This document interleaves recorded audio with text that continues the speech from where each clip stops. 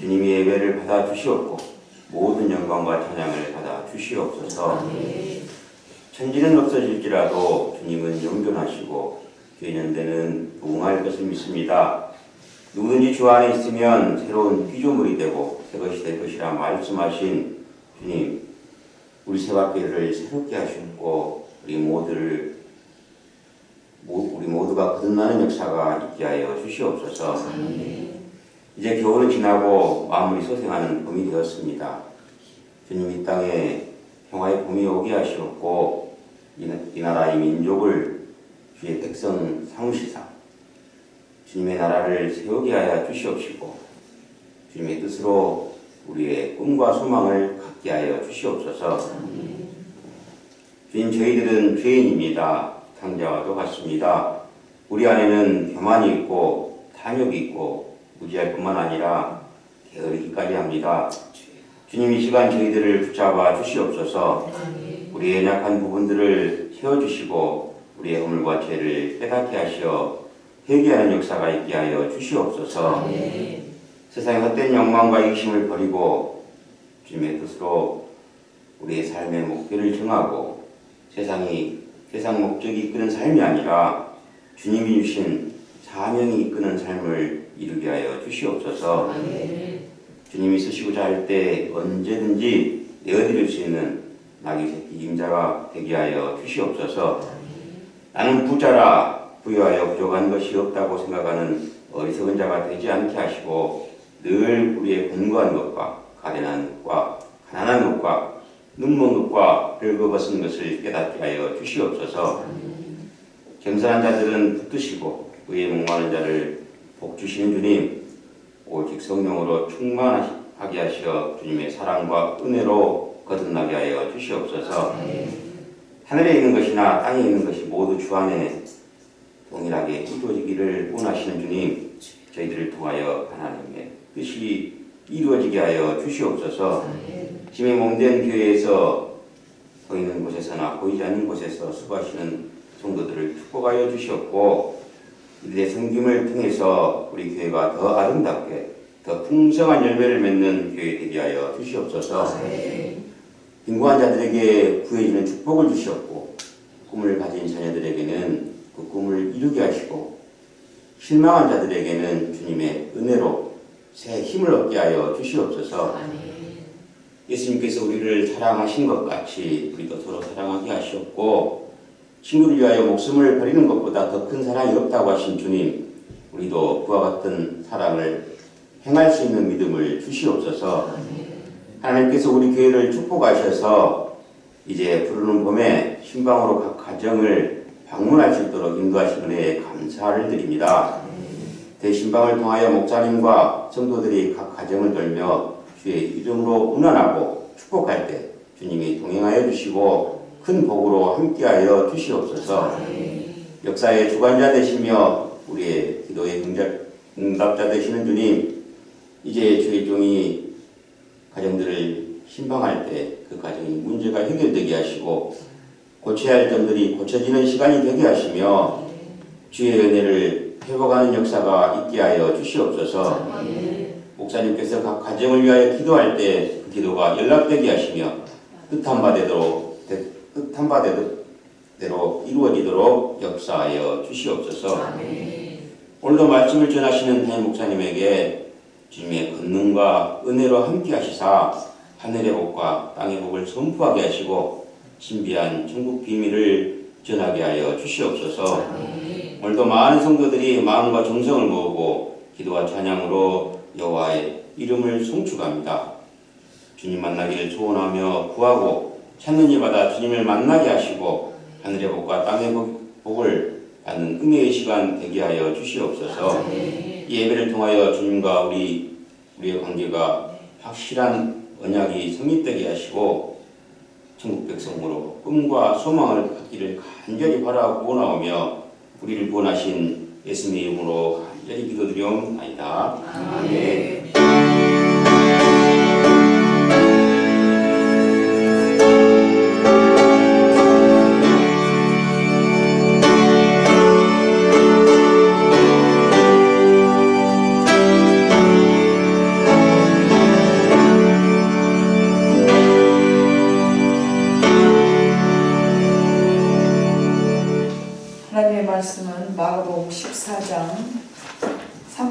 42절부터 42절까지 읽어보시겠습니다.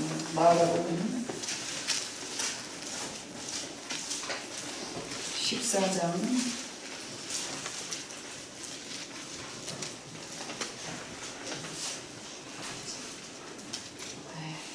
신약성경 80쪽입니다.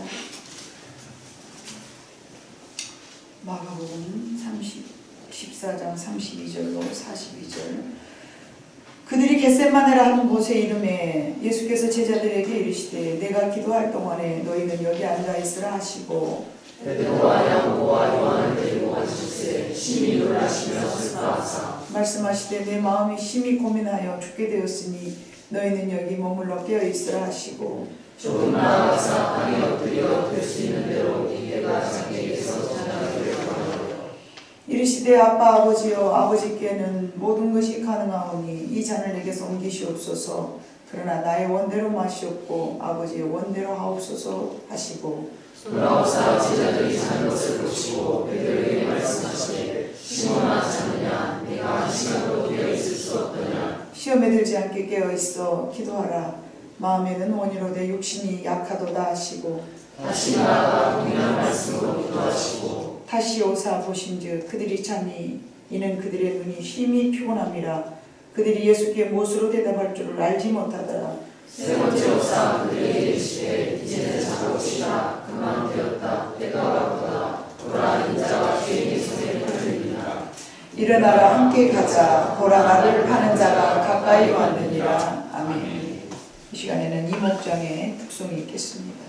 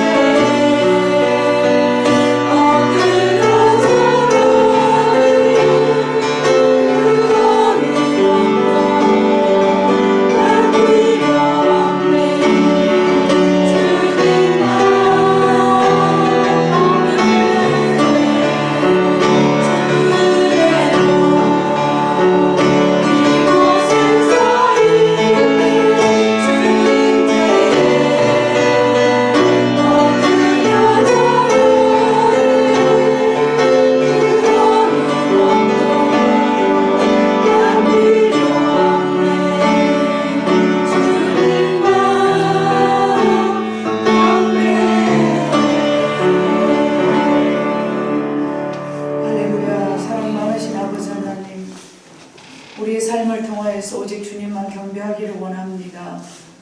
예배를 통하여서 오직 하나님만을 찬양하기를 원합니다. 우리의 모든 마음과 정성을 다하여서 하나님만을 기억하기를 원합니다. 우리의 마음이 여기 있을진데 우리는 마음이 연약하여서 늘 넘어지고 스스로 아버지 하나님이여 우리 율법에서 헤어나오지 못한 참으로 안타깝게 짝이 없는 저희들입니다. 그러나 아버지 하나님이여 이 모든 연약함을 친히 채울하셨기 때문에 우리의 마음을 이해하시고 지금까지 오랫동안 기다리시며 참아주시는 그 하나님의 은혜를 다시 한번 감사를 드리오며 오직 하나님만을 예배하는 우리들의 삶이 되게 하여 주시옵소서. 하나님 앞에 부족한 그 세운바당에 싸우니 주여 사용하여 주시되 내 생각이나 내 방법은 모두 십자가 뒤에 감춰주시고 하나님의 생각과 하나님의 말씀만 증거할 수 있는 복된 시간이 되게 하여 주시옵소서. 이 모든 말씀을 예수님의 이름으로 감사하며 기도 올리옵나이다. 아멘. 여러분 지금은 사순절 기간입니다. 지난 3월 6일부터 4월 20일까지 40일간을 사순절 기간이라 합니다. 예수님이 십자가에 못 박히기 전 고통당하셨을 기간을 이야기합니다. 예수님은 이 땅에 태어나신 목적과 내가 어떻게 죽어야 될 것에 대한 것을 너무나 잘 알고 계셨기 때문에 하나님께서 제정해 놓으신 그 인생을 온전히 순종함으로써 이 세상을 마감하셨습니다. 물론 이것이 성경에 기록되어 있는 절기는 아닙니다. 그러나 언제나 수요일부터 시작하여서 부활주일 전토요일까지 40일을 잘 정해놓고 어느 교회는 그 기간 동안을 특별 새벽 기도를 많이 하기도 하고 또 그 특별 새벽 기도를 통하여서 회개의 시간을 가지려는 의미를 담고 있습니다. 자기 근신이나 혹 금식, 오전절식, 기타 등등을 스스로가 정해놓고 영적 훈련 기간을 이 시기에 주로 많이 하고 있습니다. 그런 의미를 두는 것은 사순절 기간이라는 것은 그 기간만이라도 예수님과 함께라는 의미가 담겨져 있습니다. 다른 때는 분주하게 살면서 자기의 뜻을 쫓아 찾아간다 할지라도 이 기간만이라도 예수님과 함께 동행해야 되겠다라는 의미를 갖고서 이런 그 사순절 기간을 주로 큰 교회적인 행사로, 연례 행사로 지정해 놓고 교회에서 많이들 지키고 있습니다. 특별히 사순절 기간 중 고난주간 한 주간도 이 기간에 포함되어 있는데 그 기간은 사순절 마지막 주간으로서 겟셋마네 동산에서 예수님께서 고난을 준비하시는 기도로 친히 우리에게 본을 보여주셨는데 오늘 그것이 본문의 말씀으로 제가 채택한 말씀입니다. 겟셋마네, 즉 기름을 짜는 틀이라는 뜻을 갖고 있는 이 동산은 예수님께서 이 세상에서 살아계셔 있는 기간 중 가장 고통스러워하시면서 물론 십자가에 운명하시는 순간에도 고통스러웠기는 마찬가지겠습니다만 이 기간 동안에 아주 연약한 예수님의 육체로 오신 모습을 잘 보여주고 나타내주는 부분인데요. 오늘 본문의 34절을 봐보니까 어떻게까지 연약한 마음이 표현되어 있는가 보니 내 마음이 심히 고민하여 죽게 되었으니 라고 예수님께서 말씀하셨습니다. 여러분의 성경에는 어떻게 표기가 되어 있습니까? 내가 가진 성경에는 예수님이 하시는 말씀은 다 붉은색으로 표기가 되어 있습니다. 성경책 살 때 제가 그런 책으로 골랐습니다. 왜냐하면 사람이 그냥 제자들이 쓴 말과 예수님이 친히 하시는 말씀을 구분하기가 쉽게 이렇게 빨간 글씨로 표기가 되어 있는데 34절 봐보니까 내 마음이 심히 고민하여 죽게 되었으니 너희는 여기 머물러 깨어있으라 라고 예수님께서 직접 하신 말씀을 붉은색으로 표기가 되어 있습니다. 십자가에 운명하기 직전에도 이런 표현을 하셨습니다만 오늘 본문에서도 내 마음이 정말 죽을 만큼 고통스러움을 이미 직시하시고 내가 십자가에 죽을 때는 어떤 고통이라는 것을 미리 아시기 때문에 마치 우리들이 첫 아기는 그냥 납니다. 모르고 그냥 아기를 어떻게 낳는 거야? 몰라. 그냥 어른들은 말씀하시기를 그냥 별이 하늘에서 왔다 갔다 한다 그래. 그래서 별이 왔다 갔다 하는 고통이 얼만큼인지 모르고 첫 아기를 낳았습니다. 그러나 두 번째는 한 번 경험했기 때문에 당 몰랐구만 그거를 알게 되더라고요. 여기 아기 낳은 모든 여인들은 다 아마 그래요 목사님 그거 맞아요. 저도 그랬어요. 그거 알 거예요. 요즘은 이제 뭐 자연분만 하지 아니하고 뭐 무통주사 맞고 나와버린다는 둥 아니면은 또 웬만하면 제왕절개를 한다는 둥. 여러분 이 시간에 뭐 말씀하고 좀 별개입니다만은 하나님께서는 우리에게 해산의 고통을 주셨어요. 창세기 봐보니까 여인에게는 해산의 고통을 주셨어. 왜 하나님께서 여인에게 해산의 고통을 주셨을까요? 주에 대한 대가로 애따 먹어라 너희들 내 말에 순종 안 했으니까 요 정도 고통은 받아야 돼. 하나님이 그렇게 생각하셨을까요? 저도 믿음이 적었을 때는 하나님을 잘 모를 때는 그리 생각을 했습니다. 이건 벌이다 이렇게 생각했습니다. 그런데 아니에요. 조금 신앙의 성숙도가 달라지고 보니까요. 하나님은 그 고통을 통해서라도 인간이 낮아지고 겸손하면서 하나님의 본심으로 하나님의 태초에 만들어 놓은 본성으로 돌아가게 하기 위함이었구나. 저는 이제는 그렇게 생각합니다. 여러분은 어떻게 생각하시는지 모르고 신앙은 자기 개개인마다 다르기 때문에요. 저는 그렇게 생각합니다. 그래서 남자들에게도 이마에 땀을 흘리는 고통을 주셨잖아요. 왜 그런 고통을 주셨을까요? 그때라도 철이 들으라고. 맞습니까? 여자가 애기 낳고 나면 철이 들어요.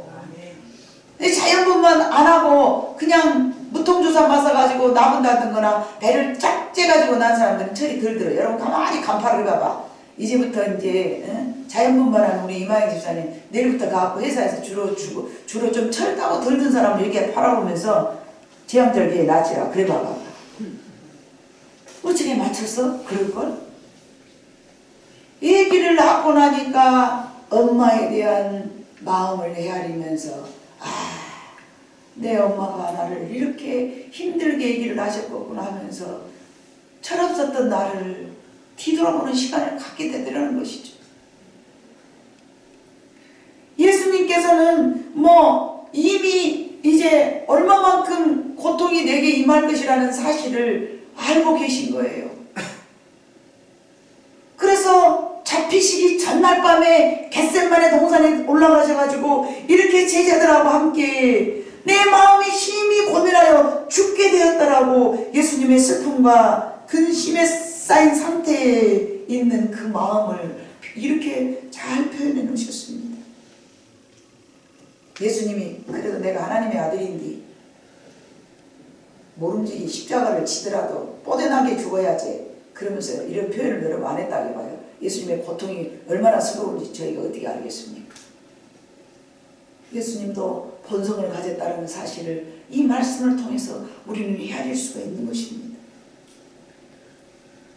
우리 인간의 모든 죄를 대신 담당하기 위하여서 하나님의 무서운 진노를 몸소 체험해야 한다는 것은 예수님이 우리를 대신해서 십자가 지시는 이 상황을 보면서 알 수 있습니다. 예수님의 십자가의 처형의 순간이 다가오자 인간적인 고통과 슬픔이 얼마나 예수님의 마음을 짓눌렀는지 우리는 상상해 볼 수 있는 말씀입니다. 그래서 예수님은 내 마음이 심히 고민하여서 죽게 되었다. 여러분 왜 고민하였을까요? 내 마음이 죽을 만큼 심히 슬프다 이 말만 하시는 것이 아니었어요. 그러면서 그의 사랑하는 제자들에게 야 나와 함께 깨어있어. 나와 함께 기도해달라고. 내가 죽을 만큼 슬퍼. 그리고 고민이 돼. 이 고민이 된다는 얘기는 예수님께서 정말 이 십자가를 꼭 감당을 해야 될까? 해야 될까? 말아야 될까? 이렇게 고통스러운 것을 내가 정말 해야 될까? 이렇게 고민하셨다는 얘기예요.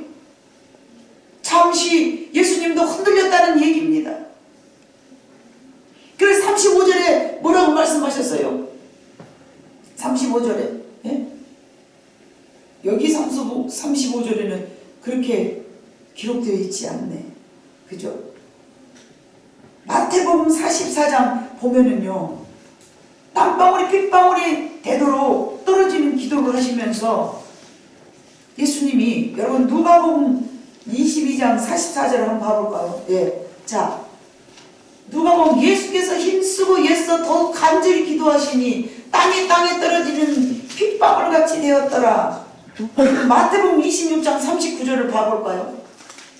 자, 같이 있습니다. 시작. 조금 나아가서 얼굴을 땅에 대시고 엎드려 기도하여 이르시되 내 아버지여 만일 할만하시거든 이 산을 내게서 지나가게 하옵소서. 그러나 나의 원대로 마시옵고 아버지의 원대로 하옵소서 하시고. 아멘. 이 말씀 무슨 말씀이에요? 마가복음에는 내가 심히 고민하여 죽게 되었어 이렇게 말씀하셨지만요, 마태복음에는요 저렇게 말씀이 기록되었어요. 이 잔을 웬만하면 내가 앉을 수 없을까요? 아버지, 웬만하면 제가 이걸 안 하고 싶은데요.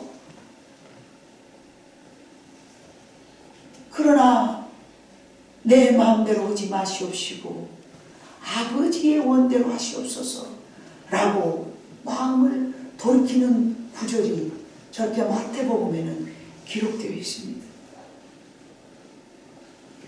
마태복음 26장 35절에 봐보면 자기에게 지나가기를 구해요. 내가 이거 안 하고 싶습니다 라고 말씀하셨어요. 그러나 잠시 후에 저렇게 39절에는 내 원대로 하지 마옵시고 아버지의 원대로 하시옵소서 라고 마태복음에는 기록되어 있습니다.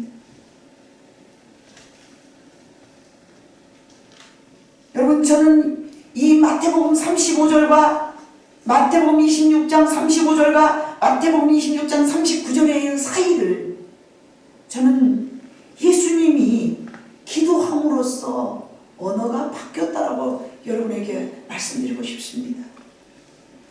예수님이 피땀 흘린 기도를 하시고 예수님이 피땀 흘린 기도를 하시고 44절에 기도를 하시고 난 다음에 땀방울이 핏방울처럼 떨어지는 기도를 하시고 나니까 아버지 하나님 여호와여, 그러나 내 원대로 마시옵시고 아버지 원대로 하시옵소서.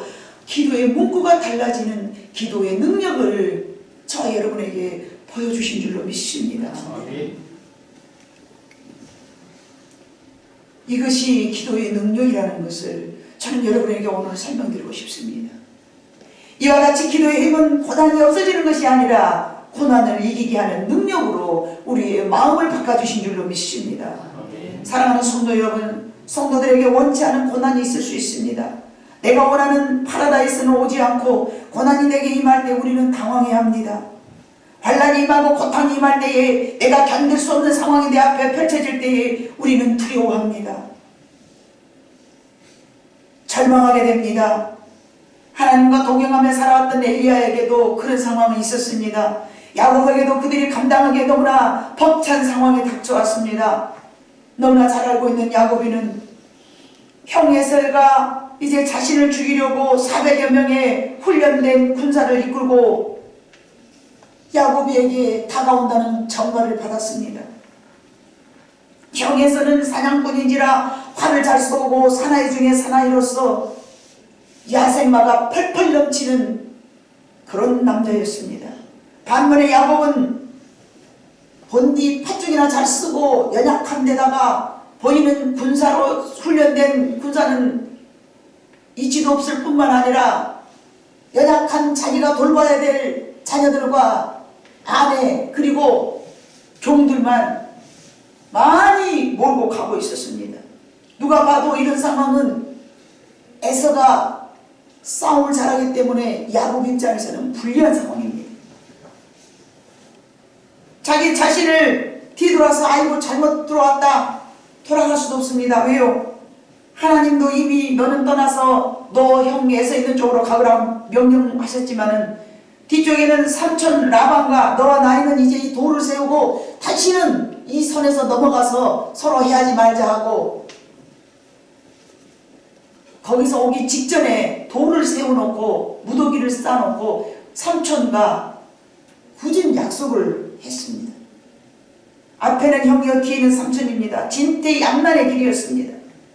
야곱은 모든 가족과 가축과 종을 세 대로 나누어서 보내고 자신은 야복강가에서 기도를 합니다. 혹여 어떤 무리를 당하더라도 첫 번째 싸우고 나서 형이 마음이 바뀌고, 두 번째 다 죽이고 나서 또 형이 마음이 바뀌고, 세 번째 또 이제 그 무리라도 한번 살려볼까 하고 가장 사랑하는 라헬은 세 번째 무리다 두고, 레아는 그 앞쪽에 보내고, 또 형의 마음을 돌이키려는 몸종은 양과 함께 선물과 제일 앞 땅에다 보내고 세 떼를 이렇게 나누어서 인간의 묘책을 다 세워서 이제 살아보려는 노력을 하는 모습을 창세기에 보면 나타나 있습니다. 그런데 이제 하루 남겨놓고 형을 만날 수밖에 없는 그 접견의 자리에 하루 남겨놓고 야복강가에서 기도를 하게 했대. 천사가 나타나서 야곱에게 나타났을 때, 야곱인 나를 축복해 주시지 않으면 내가 여기서 물러설 수 없다라고 천사와 싸울 때 환도뼈가 유혈되었다고 합니다. 그래서 이스라엘 백성들은 지금도 환도뼈 그 뒤태 다리를 먹지 않는다고 그러지 않습니까? 천사와 싸운 야곱은 그때에도 하나님께서 이제 이름을 바꿔주셨습니다. 그의 이름을 야곱, 즉 속이는 자, 머리꾼, 머리로 사는 자였습니다. 그러나 다시는 너를 야곱이라 하지 말고 이스라엘이라 하라. 이스라엘이라 하는 말은요, 하나님과 싸워 이긴 자, 다른 말로 하면은 하나님이 통치하신다라는 뜻을 갖고 있습니다. 그러나 주로 하나님과 싸워 이긴 자로 표현된 것이 아니라 이스라엘 그러면은 하나님이 통치하시는 백성, 하나님이 다스리는 백성. 그래서 이스라엘을 더 많이 생각하면서 하나님이 통치하시는 하나님의 이름의 뜻을 더 많이 성경에 나타나 있는 것을 볼 수 있습니다. 그래서 야곱은 과거에는 네 마음대로 살았지만, 요즘으로 표현하자치면 제 표현대로 편하기 쉽게 표현하자치면 과거에는 내 마음대로 살았지만 지금은 내가 하나님 앞에 통치받는 자입니다 라고 인생이 환도뼈를 끊어뜨리면서 싸울 수 있을 때에 사상이 바뀌신 줄로 믿습니다. 이름은 당시 그의 신분이었기 때문에 속이는 자에서 하나님의 통치자로 바꿔버린 것입니다. 무엇이 그를 그렇게 바꿔놓았습니까? 어려운 환난을 기도의 힘으로 자신의 신분을 바꿔놓은 줄로 믿습니다. 그게 바로 기도의 능력입니다. 기도는 자기 부인이 가능한 시간입니다. 그것이 기도의 능력입니다. 예수님께서도 연약한 인간의 모습으로서 기도의 힘이 아닌 자신의 감정으로는 십자가의 죽음을 감당할 수 없는 두려움과 싸워야 됐습니다. 그래서 가능하면 하나님 내가 이것을 지지 않기를 원하며 사랑하는 제자들에게 예수님이 하시는 말씀이 내가 고민하여 죽게 되었다 라는 말씀으로 연약한 모습을 우리에게 보여주셨습니다. 그러나 겟세마네 동산에서 예수님이 기도하실 때에 마음이 바뀌었습니다. 36절 아버지께는 모든 것이 가능하오니 이 잔을 내게서 옮기시옵소서. 그러나 나의 원대로 마시옵고 아버지의 원대로 하시옵소서. 이렇게 마음이 바꿔지는 것은 기도의 능력인 줄로 믿습니다. 환난은 피하는 것이 아니라 기도는 우리로 하여금 어떤 시련이 와도 감당하게 하는 것인 줄로 믿습니다. 본문의 말씀을 통해서 꼭 알아둬야 할 것이 있는데 모든 것에서는 다 때가 있음을 우리는 또 한 가지 알아야 됩니다. 전도서에는 날 때가 있고 죽을 때가 있고 이런 말씀이 있듯이 본문에도 기도의 때가 있음을 예수님께서 말씀하셨습니다. 41절에 봐보니까 세 번째 오사 그에게 이르시되 이제는 자고 쉬라. 그만 되었다. 때가 왔도다. 보라 인자가 죄인의 손에 팔리우느니라. 아멘. 예수님도 기도하셨지만은 기도에는 때가 있는 것입니다. 모든 것이 시기가 있습니다. 저와 여러분이 아무리 기도하고 싶어도 그 때가 지나버리면 기도에 대한 때를 놓쳐버리는 경우가 생기는 것입니다. 아무리 좋은 것에도 모든 것은 다 때가 있는 법을 오늘 말씀을 통해서 우리는 다시 한번 마음속으로 새겨둬야 될 줄로 믿습니다. 기회가 주어졌을 때에 잘해야 되는 것입니다. 기회가 주어졌을 때 항상 젊음이 아닙니다. 항상 내가 기도할 수 있는 것이 아닙니다. 과거에 제가 신학을 공부할 때 목사님들이 그런 말씀을 하셨습니다. 여러분, 청년 때, 집사 때, 지금 여러분만 할 때 성경을 가장 많이 읽을 수 있는 것입니다. 나중에는 내가 진짜 목회자가 되고 나면은요, 성경을 읽지 못합니다 라는 말씀을 선배 목사님들이 설교 시간에 말씀을 하셨습니다. 그래도 저는 굳게 생각을 했습니다. 아니야, 나는 반드시 말씀을 많이 읽을래. 목사님, 그래요. 그 말씀을 내가 무시하는 건 아니지만 새겨 듣겠습니다. 그 말씀을 새겨 듣고 저는 더 많이 노력하여서 반드시 그래도 열심히 성경 읽는 것을 게으리하지 않겠습니다 라고 내 마음으로 그 말씀을 들을 때 다짐했던 때가 기억이 납니다. 그러나 아니나 다를까 정말 말씀을 연구하는 시간을 더 투자를 해야 되고 또 다른 어떤 여러 가지 일들을 도모하면서 그때처럼 말씀을 꿀송이처럼 달게 읽어본 적이 없는 것 같습니다. 그러므로 저는 생각합니다. 그래, 모든 것이 때가 있구나. 기도도 마찬가지입니다. 그때는 기도를 얼마나 열심히 했는지 모릅니다. 자고 나면 기도하고 기도 안 하면 살 수 없었고, 그러나 지금은 그와 같이 열정 어린 마음으로 기도하는 것을 생각해 보면은 그때에 비교하면 지금은 정말 많이 할 수 없는 내 자신을 바라보면서 그때가 때였나 보다 그런 생각을 해봅니다.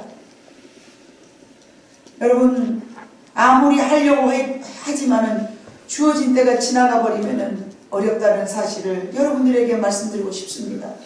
예수님의 제자들은 예수님께서 깨어 시험에 들지 않도록 기도하라고 베드로와 요한과 야고보를 따로 데리고 갔을 때에 만약 저는 그런 생각을 해봤습니다. 베드로가 깨어서 예수님처럼 기도했더라면 베드로가 예수님을 모른다고 부인하는 사건은 생기지 않았을까라는 생각을 해보았습니다. 마가복음 14장 71절로 72절을 봐봅니다.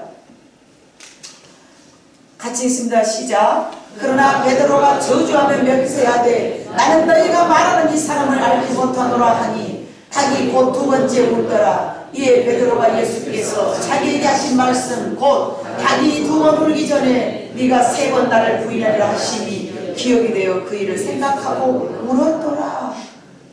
예수님은 이미 베드로가 자신에 대해서 예수님에 대해서 부인하고 배반할 줄을 너무나 잘 알고 있었습니다. 그래서 다른 사람도 아니고 베드로와 요한과 야고보를 따로 데리고 나아가서 기도해라, 깨어 기도해라 라고 말씀하였지만 그는 육신이 연약하여서 기도하지 않았다라고 오늘 본문에 그렇게 기록되어 있습니다. 38절 보니까 시험에 들지 않게 깨어있어 기도하라. 마음에는 원이로도 육신이 약하도다 하시고, 베드로가 어떠한 인생을 어떠한 순간을 맞이할 것을 예수님은 알고 계셨습니다. 그러나 이제는 때가 다 끝났다. 쉬어라. 41절에 야 이제는 끝났어. 네가 아무리 기도해 이제는 해봐도 소용없어. 내가 너와 함께 기도하기를 원하지 않았더냐 라고 말씀하시고 계십니다. 약한 육신을 이길 수 없는 방법은 오직 우리는 기도의 능력으로 우리가 세움받아야 될 줄로 믿습니다. 기도만이 연약한 육신을 이길 수 있음을 예수님께서 친히 우리에게 보여주셨습니다. 기도할 때 성령을 받게 된다라고, 또한 성령을 충만하게 한다라고 사도행전 4장 31절에 그렇게 말씀하였습니다. 같이 읽습니다. 빌기를 다하매 온 곳이 진동하더니 우리가 다 성령이 충만하여 담대히 하나님의 말씀을 전하니라. 아멘.